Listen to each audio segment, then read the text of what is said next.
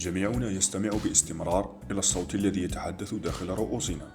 هذه الأصوات الوهمية التي تشبه إلى حد كبير الكلام العادي، لكنها لا تنطق بصوت مرتفع ولا تحتاج إلى شفاه ولسان يتم نطقها، بل تشبه إلى حد كبير حوارا داخلي يقوم به عقلك معك. ما هذه الأصوات ولماذا نسمعها باستمرار؟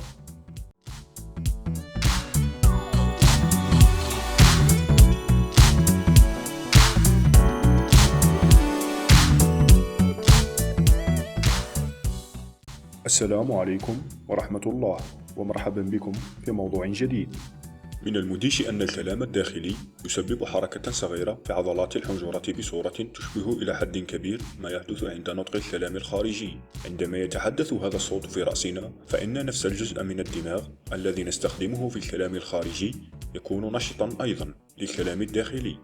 هذا يعني أن الكلام الداخلي يشترك بالفعل في الكثير من أوجه التشابه مع غيره من الكلام الخارجي، من حيث طريقة عمل أدمغتنا وتفاعل أجسامنا.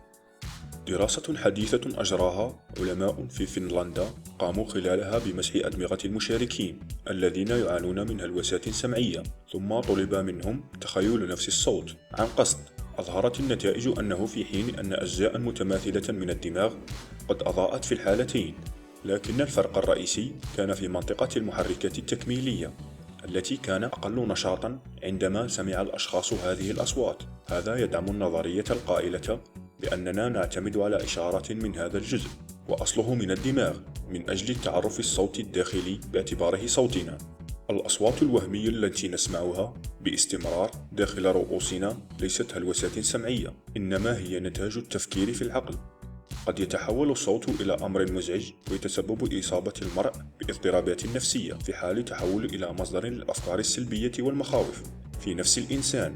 في هذه الحالة على الشخص أن يطلب المساعدة من مختص، ويكون هذا المختص نفسانيا لتعلم كيفية تحويل هذه الأصوات إلى أفكار إيجابية.